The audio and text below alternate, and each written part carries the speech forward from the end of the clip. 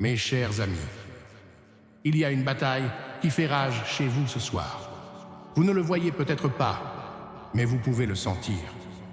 Une lourdeur dans l'air, une ombre tapie dans le calme, un murmure qui attise vos peurs les plus profondes. Le doute s'infiltre et vous vole la paix. L'anxiété resserre son emprise. L'ennemi est là, non pas avec des épées ou des chaînes, mais avec des mensonges, avec le désespoir, avec une obscurité qui cherche à tout vous prendre. Votre joie, votre famille, votre âme même. Mais écoute-moi maintenant, tu n'es pas seul. Dieu ne vous a pas abandonné. Il ne vous a pas laissé sans défense. Vous êtes armés, vous êtes équipés, vous êtes couverts de sa puissance. Sa parole est un feu auquel aucune obscurité ne peut résister, une forteresse qu'aucune force ne peut ébranler. Et les versets écrits dans son livre, ce sont plus que des mots, ce sont des armes, inarrêtables, incassables, puissants. Alors, quand la peur vous murmure que vous êtes trop faible, quand le poids du monde vous dit de vous rendre, quand l'ennemi vient frapper à votre porte, restez. Tenez-vous au nom de celui qui a déjà gagné la guerre. Tenez-vous ferme sur sa vérité, exercez ses promesses, déclarez sa victoire sur votre maison, votre cœur, votre famille. Parce que ce soir, on se bat. Nous refusons de nous incliner devant les ténèbres. Nous refusons de laisser la peur s'enraciner. Nous déclarons la guerre à toute force qui ose voler ce que Dieu a donné. Et si vous n'entendez rien d'autre, écoutez ceci. Les paroles de Dieu ne sont pas que de l'encre sur une page. Ils sont le feu dans vos os. Ils sont le cri de guerre des rachetés. Laissez-les monter en vous. Laissez-les ébranler les murs de votre maison, parce que la victoire appartient au Seigneur. Et ce soir, l'ennemi s'enfuit. Premier, Jacques 4, verset 7. Soumettez-vous donc à Dieu, résistez au diable, et il fuira loin de vous. Il y a un ordre divin à la victoire. Vous ne pouvez pas combattre l'ennemi avec vos propres forces. Vous ne pouvez pas vaincre les forces des ténèbres par la seule volonté. La première étape pour gagner la bataille contre l'ennemi est la soumission. S'incliner devant le trône de Dieu, lui abandonner complètement votre cœur, votre esprit, votre maison, votre vie. Le pouvoir de résister au diable ne vient pas de l'effort humain, mais de l'abandon au Tout-Puissant. La soumission n'est pas une faiblesse, c'est la plus grande force. C'est une déclaration selon laquelle vous ne combattez plus seul. Lorsque vous vous soumettez à Dieu, vous vous placez sous sa couverture, son autorité, sa protection. Imaginez un puissant guerrier entrant sur le champ de bataille, mais au lieu de se tenir seul, il se tient sous la bannière d'un roi invincible. C'est ce qui arrive lorsque vous vous soumettez à Dieu. Vous vous placez à l'abri de ses ailes, sous le commandement des armées du Seigneur du ciel, et quand l'ennemi vient contre toi, il ne te voit pas, il voit celui qui se tient derrière vous. Mais beaucoup échouent dans cette bataille parce qu'ils tentent de résister avant de se soumettre. Ils essaient de repousser l'obscurité sans entrer d'abord dans la lumière. Ils réprimandent le diable tout en entretenant ses mensonges. Ils déclarent la guerre, mais refusent de recevoir les ordres du général du ciel. Et c'est pourquoi ils luttent. C'est pourquoi l'ennemi continue de revenir. Parce que vous ne pouvez pas chasser ce à quoi vous vous accrochez encore. La soumission signifie tout abandonner. Votre orgueil, vos désirs, vos péchés secrets, vos peurs cachées. Cela signifie céder à la voix de Dieu, même si elle va à l'encontre de vos préférences. Cela signifie lui faire confiance, même si vous ne comprenez pas. Cela signifie dire « Seigneur, je te donne tout, ma maison, ma famille, mes pensées, mes émotions. Je te soumets tout. » Et voici le miracle. Lorsque vous vous soumettez vraiment, le pouvoir de résister se libère. La force de résister au diable ne se trouve pas dans l'effort personnel, mais dans la puissance divine. L'ennemi n'a pas peur de votre force. Il est terrifié à l'idée que vous vous abandonniez à Dieu. Lorsque vous vous soumettez, Dieu vous fortifie. Il vous remplit de son esprit, il vous revêt de sa justice, il vous arme de sa parole, et soudain, la puissance qui a ressuscité Jésus d'entre les morts est vivante en vous. Regardez ce que dit ensuite le verset « Résistez au diable et il fuira loin de vous ». Non pas « il pourrait fuir », ni « il pensera à partir », non, c'est une garantie. Lorsque vous résistez depuis un lieu de soumission, le diable n'a d'autre choix que de fuir. Il ne s'éloigne pas lentement. Il ne s'attarde pas à la porte. Il court parce qu'il sait qu'un enfant soumis à Dieu est dangereux pour son royaume. Il sait que lorsque vous vous abandonnez pleinement à Dieu, vous êtes intouchable, inarrêtable, inébranlable. C'est pourquoi l'ennemi se bat si durement pour vous empêcher de vous soumettre. Il murmure des mensonges pour vous faire douter de la bonté de Dieu. Il vous tente avec des distractions pour vous empêcher de vous abandonner complètement. Il remplit votre esprit de peur afin que vous hésitiez à donner le contrôle total à Dieu. Mais laissez-moi vous dire, retenir ne serait-ce qu'une partie de votre vie, c'est laisser une porte ouverte à l'ennemi. Certains d'entre vous ont été confrontés encore et encore aux mêmes attaques parce qu'il y a un domaine de leur vie qui n'est pas encore soumis. Pour certains d'entre vous, il s'agit de se soumettre.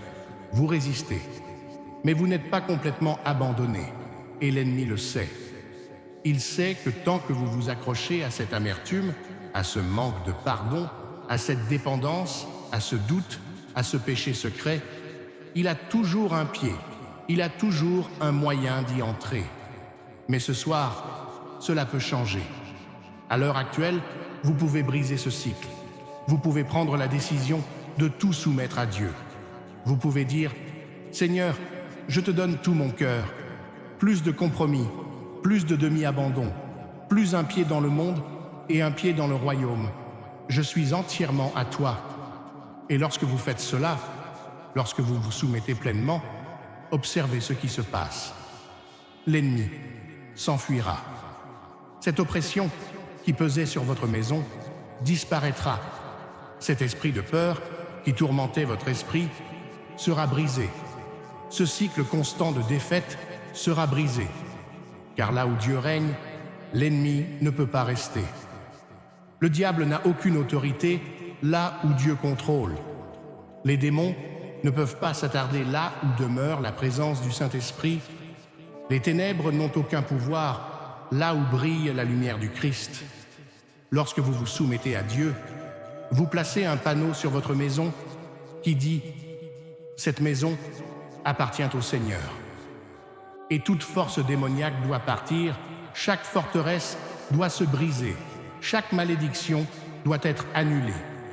Alors ce soir, faites votre choix. N'attendez pas un autre jour, ne laissez pas l'ennemi avoir un autre moment de contrôle. En ce moment même, là où vous êtes, levez les mains et abandonnez tout à Dieu. Dis, Seigneur, je me soumets complètement à toi, prends mon cœur, mon esprit, ma famille, ma maison, je te donne tout. Et ce faisant, sentez la puissance de Dieu monter en vous.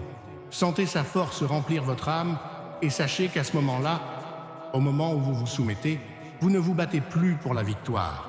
Vous combattez pour la victoire. La bataille est déjà gagnée.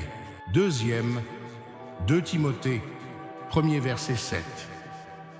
Car Dieu ne nous a pas donné un esprit de crainte, mais un esprit de puissance, d'amour et de bon sens. La peur est l'une des plus grandes armes que l'ennemi utilise contre vous. Cela s'insinue dans votre cœur comme une ombre, murmurant des mensonges, nourrissant vos doutes, paralysant votre esprit. Cela vous amène à remettre en question les promesses de Dieu. Cela vous maintient piégé dans des cycles d'anxiété, d'hésitation et d'incrédulité. Le diable sait que s'il peut vous faire peur, il peut vous maintenir vaincu. Il sait que la peur vous empêchera d'accéder à votre appel, de revendiquer votre victoire, de marcher dans l'autorité que Dieu vous a donnée. Mais écoutez-moi, la peur ne vient pas de Dieu. Ce verset le dit clairement, Dieu ne vous a pas donné un esprit de crainte. Cette peur que vous ressentez ne vient pas de lui. Cette panique qui vous empêche de dormir la nuit, cette voix qui vous dit que vous n'êtes pas assez fort, ce doute qui vous murmure que vous ne serez jamais libre, elle ne vient pas de Dieu. Et si cela ne vient pas de Dieu, alors vous n'êtes pas obligé de l'accepter. Vous n'êtes pas obligé de vivre sous son contrôle. La peur est un esprit, ce qui signifie qu'elle peut être chassée. La peur est un voleur. Elle vole votre paix, votre joie, votre audace. Cela vous maintient petit lorsque Dieu vous a appelé à être puissant. Cela vous fait reculer alors que vous devriez tenir bon. Mais dès que vous reconnaissez que la peur ne vient pas de Dieu, vous pouvez en prendre autorité. Vous pouvez vous lever et dire « Cette peur ne m'appartient pas, je le rejette au nom de Jésus, je ne serai plus lié par cela, et voici la vérité qui brisera la chaîne. Dieu ne vous a pas donné la peur, mais il vous a donné quelque chose de bien plus grand. La Bible dit qu'au lieu de la peur, il vous a donné la puissance, l'amour et un esprit saint. Et ces trois choses sont les armes qui détruiront toute attaque de l'ennemi contre vous. Premièrement, Dieu vous a donné le pouvoir. Au moment où vous avez abandonné votre vie à Jésus, l'Esprit du Dieu vivant est venu habiter en vous. Et cela signifie que vous n'êtes pas faible, que vous n'êtes pas impuissant, que vous n'êtes pas une victime. Vous avez le pouvoir de résurrection. La puissance même qui a ressuscité Jésus d'entre les morts est à l'intérieur de vous. Comprenez-vous ce que cela signifie? Cela signifie que la peur n'a pas le droit de vous contrôler.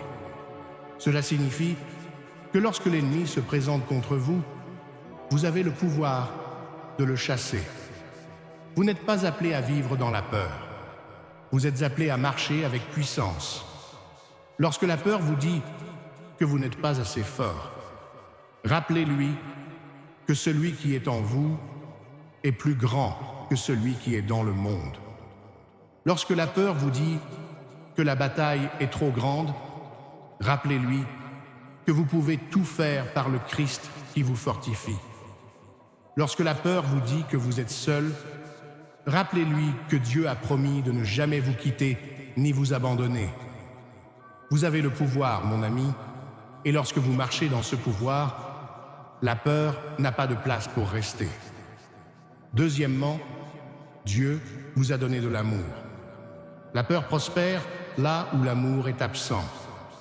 L'ennemi veut que vous croyiez que vous êtes seul, que Dieu s'en fiche, que vous êtes indigne d'amour. Mais la Bible nous dit que l'amour parfait chasse la peur. Cela signifie qu'au moment où vous recevez l'amour de Dieu, au moment où vous croyez vraiment que vous êtes retenu, chéri, protégé et couvert par l'amour de votre Père céleste, la peur perd son emprise sur vous. Pensez à un enfant dans les bras d'un parent aimant.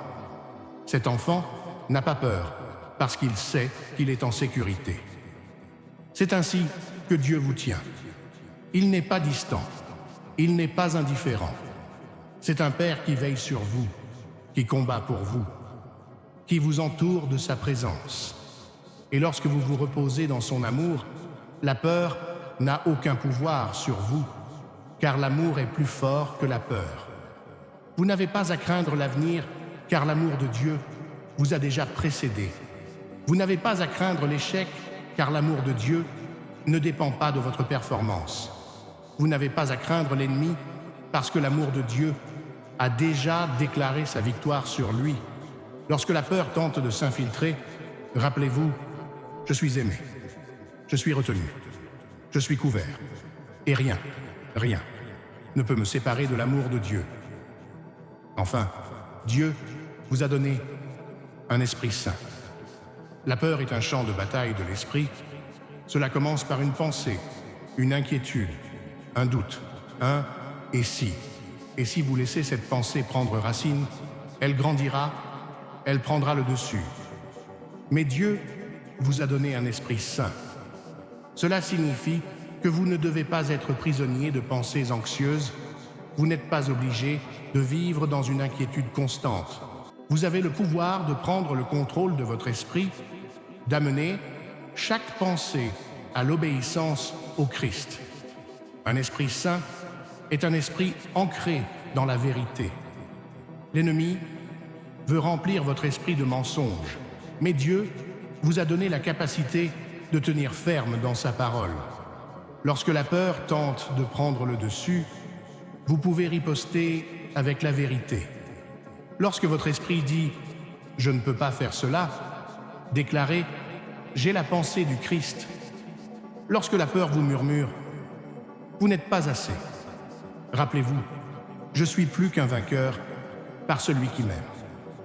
Lorsque l'anxiété tente de vous submerger, proclamez « Dieu gardera en parfaite paix ceux dont l'esprit est fixé sur lui ». Un esprit saint ne vacille pas, un esprit saint ne s'incline pas devant la peur, un esprit saint se tient sur le fondement inébranlable des promesses de Dieu, et c'est ce qui vous a été donné. Alors ce soir, je veux que vous preniez une décision. Plus de peur, plus de vie sous son poids, plus de la laisser dicter vos actions, vos choix, votre destin.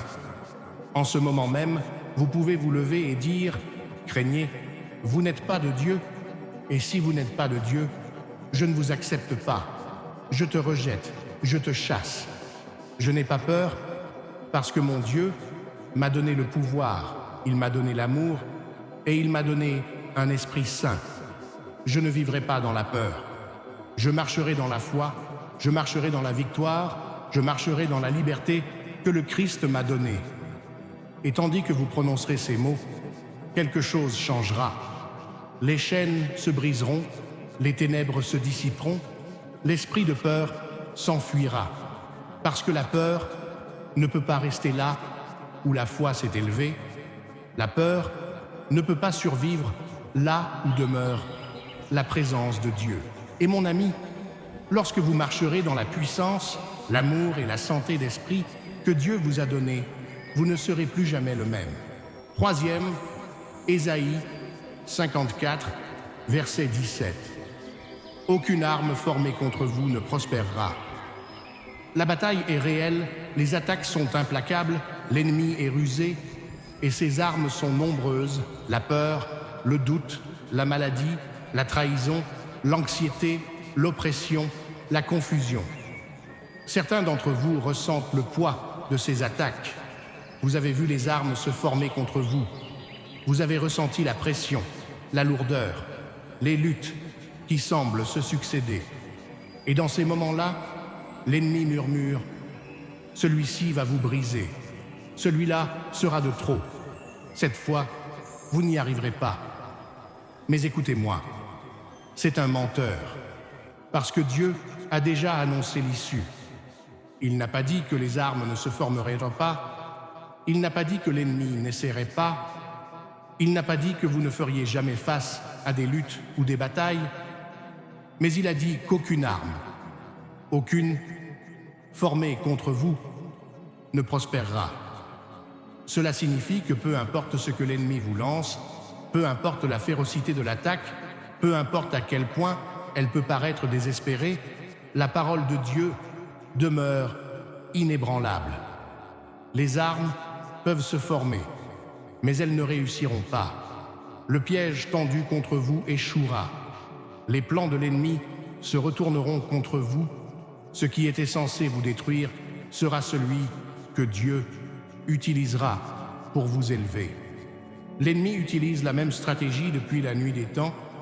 Il a utilisé des armes contre Job, la maladie, la perte, le chagrin. Il a utilisé des armes contre Joseph, trahison, fausse accusation, emprisonnement. Il a utilisé des armes contre Daniel, une fosse au lion destinée à le déchirer, Il a utilisé des armes contre David, des géants, des armées, des ennemis de tous côtés. Il a utilisé des armes contre Paul, naufrage, passages à tabac, emprisonnement. Il a même utilisé des armes contre Jésus, la trahison, la souffrance, la croix elle-même. Mais dans tous les cas, les armes ont échoué. Elles n'ont pas prospéré, elles n'ont pas accompli ce que l'ennemi voulait. Au lieu de cela, Dieu les a transformées pour sa gloire. Ce que le diable pensait détruire Job ne faisait que prouver sa fidélité. Ce que l'ennemi représentait comme mal dans la vie de Joseph est devenu précisément ce qui l'a placé dans le palais. Les lions censés dévorer Daniel sont devenus un témoignage de la puissance de Dieu. Le géant destiné à vaincre David est devenu le tremplin vers son destin. La prison destinée à faire taire Paul est devenue le lieu où l'Évangile a été écrit. Et la croix destinée à tuer Jésus est devenue l'instrument du salut pour le monde entier. C'est ce que Dieu fait. Il ne se contente pas de vous protéger, il prend ce que l'ennemi voulait faire du mal et le transforme en votre bien. Il prend les attaques qui étaient censées vous briser et les utilise pour vous abattre et les transforme en ce qui vous élève. Certains d'entre vous sont actuellement au milieu d'une bataille. Vous vous sentez entouré, vous avez l'impression que tout se joue contre vous. Mais écoutez-moi, les armes peuvent nous se former, mais elles ne prospéreront pas. L'attaque peut paraître féroce, mais elle ne réussira pas. L'ennemi peut penser qu'il vous possède, mais Dieu a déjà déclaré votre victoire. La raison pour laquelle les armes ne prospéreront pas est que vous êtes protégés. Vous n'êtes pas debout par vos propres forces. Vous ne combattez pas seul. Vous êtes cachés dans l'ombre du Tout-Puissant. Vous êtes entourés de ses anges. Vous êtes couverts de sa justice et l'ennemi ne peut pas toucher à ce que Dieu a déjà scellé. Il y a une haie divine de protection autour de votre vie. Le même Dieu qui a fermé la gueule des lions pour Daniel est le Dieu qui met fin au plan de l'ennemi contre vous. Le même Dieu qui a ouvert la mer Rouge pour Moïse est le Dieu qui vous ouvre le chemin. Le même Dieu qui s'est tenu dans le feu avec Shadrach, Meshach et Abed-Négo est le Dieu qui se tient dans le feu avec vous. Et à cause de cela, aucune arme ne prospérera. Cette maladie qui essaie de voler votre force ne prospérera pas. Cette peur qui essaie de s'emparer de votre esprit ne prospérera pas. Cette attaque contre votre famille ne réussira pas. Cette tempête qui fait rage autour de vous ne prospérera pas. Ce mensonge que l'ennemi utilise contre vous ne prospérera pas. N'ayez pas peur des armes de l'ennemi. Ne laissez pas leur vue ébranler votre foi. Au lieu de cela, restez ferme sur la parole de Dieu et déclarez avec audace: l'ennemi peut essayer, mais il échouera. Les armes peuvent se former, mais elles ne gagneront pas. Mon Dieu a déjà parlé et sa parole ne faillit jamais. La prochaine fois que le diable essaiera de vous faire peur, rappelez-lui ce verset. La prochaine fois qu'il essaiera de vous dire que vous n'y arriverez pas, rappelez-lui ce que Dieu a dit. La prochaine fois qu'il essaiera de vous convaincre que cette bataille vous fera tomber, relevez la tête et déclarez: aucune arme formée contre moi ne prospérera. Parce que la vérité est que vous êtes déjà victorieux, le combat est déjà décidé, l'ennemi est déjà vaincu. Et quand Dieu dit que les armes ne prospéreront pas, vous pouvez le croire. Quatrième, Éphésiens 6, verset 12. Car nous n'avons pas à lutter contre la chair et le sang, mais contre les principautés, contre les puissances, contre les princes des ténèbres de ce monde, contre les esprits méchants dans les lieux célestes. Il y a une guerre qui fait rage tout autour de vous. Vous ne le voyez peut-être pas avec vos yeux physiques, mais c'est réel. Cela se produit dans votre foyer, dans votre esprit, dans votre famille, dans votre ville, dans votre pays. Ce n'est pas une guerre de chair et de sang. Ce n'est pas une bataille menée avec des épées et des fusils, c'est spirituel. L'ennemi n'est pas une personne. Le vrai combat n'est pas contre votre patron, votre voisin, votre conjoint ou les personnes qui vous ont fait du tort. La vraie bataille est contre les forces invisibles, les principautés, les puissances, les dirigeants des ténèbres, la méchanceté spirituelle dans les hauts lieux. Le diable ne veut pas que vous le reconnaissiez. Il veut que vous pensiez que votre combat est contre les gens. Il veut que vous vous laissiez distraire par la colère, l'amertume, l'offense et la division, car tant que vous mènerez la mauvaise bataille, vous ne gagnerez jamais. Mais dès que vous réalisez qu'il s'agit d'une guerre spirituelle, tout change. Lorsque vous reconnaissez que votre véritable ennemi n'est pas une personne, mais une force démoniaque, vous arrêtez de gaspiller votre énergie en vengeance, en ressentiment et en conflit. Et vous commencez à mener la bataille comme Dieu l'a prévu, avec des armes spirituelles. L'ennemi est organisé, il est stratégique, il vous étudie, il connaît vos faiblesses, il sait ce qui déclenche votre colère, ce qui vous tente, ce qui vous décourage. Il sait quelles pensées implanter dans votre esprit pour vous faire douter de Dieu. Il sait comment attaquer votre famille, vos finances, votre foi, et il est implacable. Il ne prend pas de pause, il ne s'arrête pas simplement parce que vous êtes fatigué, il ne vous plaint pas. Il est déterminé à voler, tuer et détruire. Mais voici la bonne nouvelle. Vous n'êtes pas sans défense. Dieu vous a donné tout ce dont vous avez besoin pour gagner cette guerre. Il vous a armé d'armes auxquelles l'ennemi ne peut résister. Le problème est que trop de croyants partent au combat sans armes. Ils essaient de mener des batailles spirituelles avec des armes terrestres, se disputer, se plaindre, stresser, s'inquiéter. Mais vous ne pouvez pas vaincre un ennemi spirituel avec des tactiques charnelles. Vous devez utiliser les armes de Dieu. La parole de Dieu est votre épée. Lorsque Jésus a été tenté dans le désert, il n'a pas discuté avec le diable, il ne l'a pas raisonné. Il a simplement prononcé la parole de Dieu, il est écrit.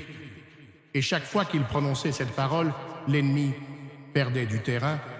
C'est ainsi qu'on se bat. Quand le diable vient avec des mensonges, on répond par la vérité. Quand il dit que vous n'êtes pas assez, vous dites, il est écrit, je suis fait d'une manière terrible et merveilleuse. Quand il dit que vous échouerez, vous dites, il est écrit, je peux tout faire par Christ. Quand il dit que vous n'y parviendrez pas, vous dites, il est écrit, aucune arme formée contre moi ne prospérera. Trop de gens attendent d'être en difficulté pour commencer à prier. Mais la prière n'est pas réservée aux urgences, c'est votre arme quotidienne. La prière change les choses, la prière change les atmosphères, la prière confond l'ennemi. Lorsque vous priez, vous faites appel à la puissance du ciel. Vous vous engagez dans un combat spirituel. L'ennemi tremble lorsqu'un croyant se met à genoux, car il sait que la prière libère la puissance de Dieu. La foi est votre bouclier. L'ennemi lance toujours des flèches enflammées, le doute, la peur, les mensonges, les tentations. Mais c'est la foi qui éteint ces attaques. La foi ne consiste pas seulement à croire que Dieu existe, c'est avoir confiance qu'il est celui qu'il prétend être. Il reste ferme, même lorsque les choses n'ont pas de sens. Il dit « Je ne vois pas encore la victoire, mais je sais qu'elle arrive. Je ne me sens pas fort, mais je sais que Dieu est ma force. Je ne comprends pas la bataille, mais je sais que Dieu a déjà gagné. » Quand vous restez dans la foi, les armes de l'ennemi perdent leur puissance. L'armure de Dieu est votre protection. La Bible nous dit de revêtir toute l'armure de Dieu. Cela signifie que chaque jour, vous devez vous revêtir de vérité, de justice, de paix, de foi, de salut et de la parole. Vous ne pouvez pas vous lancer dans la bataille à moitié habillé. Vous ne pouvez pas espérer la victoire si vous n'êtes pas préparé. Vous devez être couvert. Vous devez être armé. Vous devez être prêt. Certains d'entre vous se sentent dépassés parce qu'ils se battent avec leur propre force. Vous avez essayé de gagner cette guerre avec votre propre sagesse, vos propres efforts, vos propres plans. Mais écoutez-moi, vous ne pouvez pas gagner ce combat seul, vous avez besoin de la puissance de Dieu, vous avez besoin de ses armes, vous avez besoin de son armure. Alors aujourd'hui, prenez une décision. Reconnaissez qu'il ne s'agit pas d'une bataille naturelle, reconnaissez que votre ennemi n'est pas les gens, ni les circonstances, ni les situations, ce sont les forces des ténèbres qui tentent de vous détruire. Mais ils n'y parviendront pas parce que vous avez la puissance de Dieu à vos côtés, vous avez l'autorité de Jésus dans votre bouche, vous avez la victoire de la croix comme bannière, et quand vous restez fidèle à cette vérité, l'ennemi ne peut pas gagner. Cinquième, Jacques 4, verset 7, revisité. Soumettez-vous donc à Dieu, résistez au diable, et il fuira loin de vous. L'ennemi est réel, il est agressif, implacable, et il cherche toujours une opportunité d'attaquer. Il n'est pas seulement un mythe, ni un symbole du mal, c'est un trompeur, un destructeur et un voleur. Il vient voler votre paix, votre joie, votre foi. Il vient tuer vos rêves, votre but, votre destin. Il vient détruire tout ce qu'il y a de bon dans votre vie. Et si vous le laissez faire, il vous prendra tout. Mais voici la vérité que le diable ne veut pas que vous compreniez. Il n'a aucun pouvoir sur vous, à moins que vous le lui donniez. Il ne peut pas vous contrôler, il ne peut pas vous posséder, il ne peut pas vous faire faire quoi que ce soit. Le seul pouvoir dont il dispose est celui de tromperie. Il vous incite à croire ses mensonges, il murmure la peur dans votre esprit, il manipule les circonstances pour vous faire douter de Dieu, il vous donne l'impression de perdre alors qu'en réalité, vous avez déjà gagné. La Bible vous donne la stratégie pour vaincre le diable et elle est simple. Soumettez-vous à Dieu, résistez au diable et il s'enfuira. La première étape est la soumission. C'est la partie que beaucoup de gens ignorent. Ils veulent résister au diable, ils veulent le chasser, ils veulent marcher dans la victoire, mais ils ne veulent pas se soumettre à Dieu. Et c'est pourquoi ils restent coincés. Parce que vous ne pouvez pas avoir d'autorité sur le diable si vous vivez en dehors de la volonté de Dieu. Vous ne pouvez pas marcher avec puissance si vous marchez dans la désobéissance. Se soumettre à Dieu signifie s'abandonner complètement. Cela signifie que chaque domaine de votre vie lui appartient. Vos pensées, vos actions, vos décisions, vos désirs. Cela signifie que vous n'invoquez pas Dieu seulement lorsque vous avez besoin de lui, mais que vous vivez chaque instant dans l'obéissance à sa parole. Vous ne pouvez pas résister au diable si vous continuez à entretenir les choses qui l'invitent. Vous ne pouvez pas réprimander l'ennemi tout en vous accrochant au péché. Vous devez choisir. Serez-vous pleinement soumis à Dieu? Parce que la soumission est le fondement de la victoire. Lorsque vous vous abandonnez pleinement à Dieu, vous êtes couvert par sa protection. Lorsque vous marchez dans l'obéissance, l'ennemi n'a aucun droit légal sur votre vie. Il peut essayer d'attaquer, mais il échouera. Il essaiera peut-être de vous tenter, mais vous aurez la force de vaincre. La soumission à Dieu est ce qui vous donne l'autorité de vous dresser contre le diable. La deuxième étape est la résistance. De nombreux croyants sont passifs lorsqu'il s'agit de combats spirituels. Et ils pensent que s'ils ignorent l'ennemi, il les laissera tranquilles. Mais ce n'est pas ainsi que se déroule la bataille. La Bible ne dit pas « ignorez le diable et il s'en ira ». Il ne dit pas « ayez peur du diable et il reculera ». Il est écrit « résistez au diable et il s'enfuira ». Cela signifie que vous devez riposter, vous devez repousser, vous devez tenir bon. Résister signifie s'opposer activement. Cela signifie que que lorsque l'ennemi essaie de semer la peur dans votre esprit, vous la rejetez. Quand il essaie de vous tenter, vous dites non. Quand il essaie de mentir, vous déclarez la vérité. Quand il essaie de vous faire abandonner, vous êtes encore plus fort. La résistance ne consiste pas seulement à éviter le péché, elle consiste à lutter de manière agressive contre tous les plans de l'ennemi. Le diable ne fuit pas devant la faiblesse. Il ne fuit pas devant l'hésitation, il fuit devant la résistance. Il fuit un croyant qui connaît son autorité, il fuit quelqu'un qui reste ferme sur la parole de Dieu.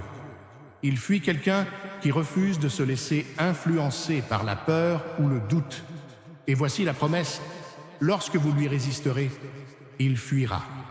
Non pas « il pourrait fuir » ni « il pourrait fuir », il fuira. C'est une garantie. Le diable ne peut pas rester là où on lui résiste, il ne peut pas vaincre un croyant qui est soumis à Dieu et qui se tient sous son autorité. Mais le problème est que trop de gens abandonnent trop tôt. Ils résistent un moment, mais quand l'attaque ne s'arrête pas immédiatement, ils baissent la garde, ils se lassent, ils commencent à croire aux mensonges de l'ennemi. Mais écoutez-moi, l'ennemi est persistant, et cela signifie que vous devez être plus persistant que lui. Vous devez résister jusqu'à ce qu'il s'enfuit. Vous devez rester debout jusqu'à ce que vous voyiez la victoire. Résister au diable n'est pas seulement un événement ponctuel, c'est un style de vie.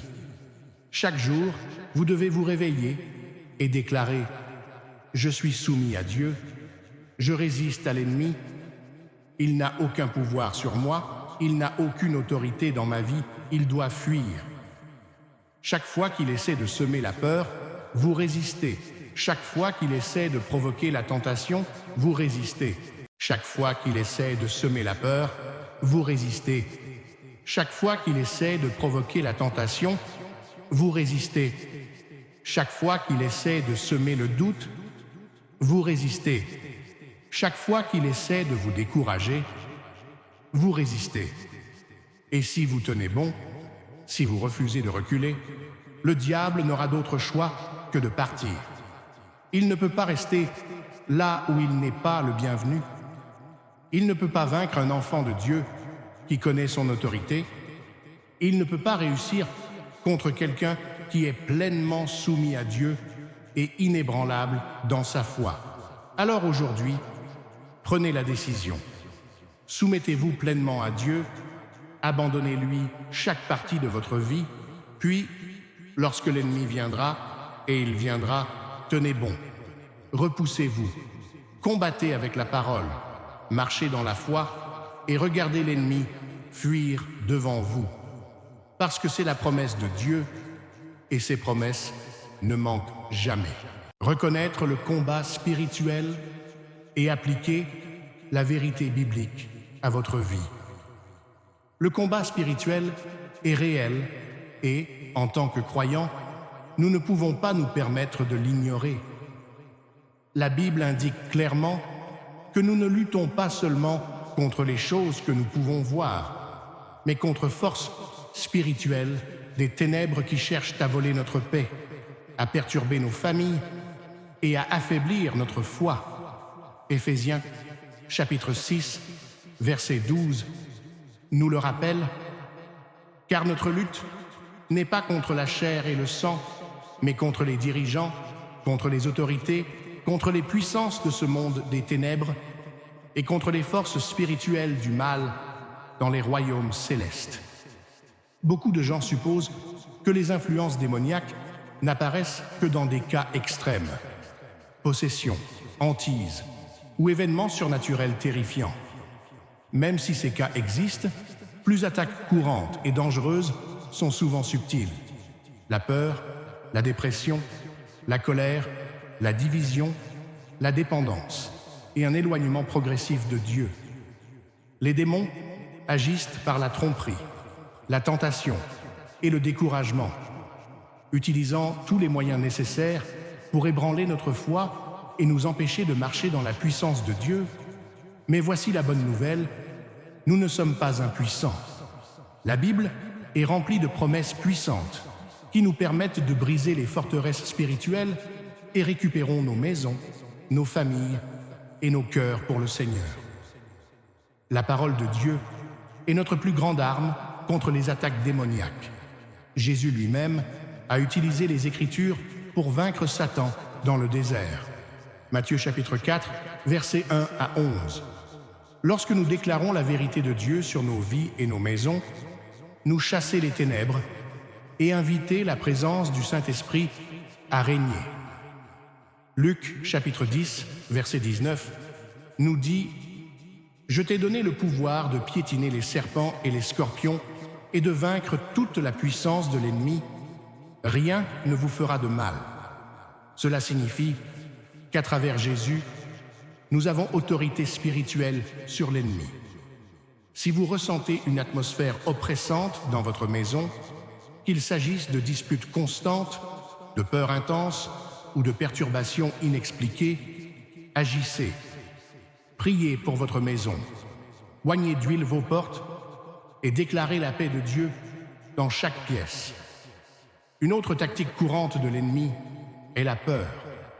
2 Timothée, chapitre 1, verset 7, nous rappelle « Car Dieu ne nous a pas donné un esprit de crainte, mais un esprit de puissance, d'amour et de bon sens. » La peur est l'un des plus grosses armes l'ennemi utilise pour nous maintenir en esclavage. Si tu te bats anxiété, cauchemar ou sentiment de terreur, reconnaissez que cela ne vient pas de Dieu. Prononcez ce verset à haute voix et rappelez-vous que le Saint-Esprit en vous est plus grand que tout ce qui s'oppose à vous. Philippiens chapitre 2, versets 9 à 10 déclare « C'est pourquoi Dieu l'a élevé au plus haut lieu et lui a donné le nom qui est au-dessus de tout nom, afin qu'au nom de Jésus, tout genou fléchisse dans le ciel, sur la terre et sous la terre. Il y a puissance au nom de Jésus. » Lorsque vous ressentez une oppression spirituelle, dites son nom à voix haute et ordonnez à l'ennemi de partir au nom de Jésus. L'ennemi doit soumettre à l'autorité du Christ. L'une des meilleures façons de chasser les ténèbres, c'est remplir votre maison de la présence de Dieu. Psaume, chapitre 91, versets 9 à 10. Des promesses. Si vous faites du Très-Haut votre demeure, du Seigneur qui est mon refuge, alors aucun mal ne vous arrivera, aucun désastre n'approchera de votre tente. Jouez de la musique d'adoration. Lisez les Écritures à haute voix et passez du temps prière et action de grâce. Lorsque votre maison est un lieu de culte, les démons n'ont pas de place pour habiter. Mais la protection spirituelle ne consiste pas seulement à se défendre. Il s'agit de vivre chaque jour dans la force de Dieu. Éphésiens, chapitre 6, versets 13 à 17, nous demande de revêter l'armure complète de Dieu afin que nous puissions tenir ferme contre les projets de l'ennemi. Cela signifie choisir quotidiennement le ceinture de vérité, le cuirasse de justice, le bouclier de foi, le casque de salut, et maniant le épée de l'esprit, la parole de Dieu. Si vous avez affaire à malédiction générationnelle, péché récurrent, malheur constant ou lourdeur spirituelle écrasante, il est peut-être temps de briser la forteresse. L'ennemi a tenté de s'établir. La première étape est la repentance. S'il y a un péché, de l'amertume ou un manque de pardon dans votre vie, confessez-le à Dieu. L'ennemi prospère là où règnent les ténèbres, mais le repentir lui enlève l'accès. Suivant, renoncez à toute implication passée avec les ténèbres. Si vous avez déjà touché aux pratiques occultes, au nouvel âge ou à quoi que ce soit de contraire à la parole de Dieu, renoncez-y au nom de Jésus et demandez la purification de Dieu. Une fois que vous avez fermé la porte à l'ennemi, priez avec audace. N'espérez pas seulement que l'ennemi partira. Ordonnez-lui de partir au nom de Jésus. Parlez de la vie dans votre maison, déclarez les Écritures et revendiquez votre maison pour le royaume de Dieu. Entourez-vous de personnes pleines de foi qui peuvent se tenir à vos côtés dans la prière. Si vous luttez contre une grave oppression, recherchez le soutien de prière auprès de croyants convaincus. Il y a du pouvoir dans prière unie. Mais voici la vérité la plus importante à retenir. Jésus a déjà remporté la victoire. Colossiens, chapitre 2, verset 15 nous dit « Et après avoir désarmé les pouvoirs et les autorités, il en fit un spectacle public, triomphant d'eux par la croix. Tu ne te bats pas pour victoire, tu te bats depuis victoire. L'ennemi n'a aucun droit légal à votre vie lorsque vous vous tenez sous la couverture de Jésus. » Ésaïe, chapitre 54, verset 17, déclare « Aucune arme formée contre vous ne prospérera. » Alors, aujourd'hui, choisissez de tenir bon. Priez avec audace et déclarez la vérité de Dieu sur votre vie. Marchez avec confiance en sachant que la puissance de Dieu est plus grande que n'importe quelle force des ténèbres. Si ce message vous a béni, likez, partagez cette vidéo avec quelqu'un qui en a besoin et abonnez-vous pour un contenu plus puissant qui renforce votre foi. Commentaire ci-dessous avec le mot « victoire » si vous revendiquez la puissance de Dieu sur votre maison aujourd'hui. Soyons unis dans la foi et marchons dans l'autorité que Dieu nous a donnée.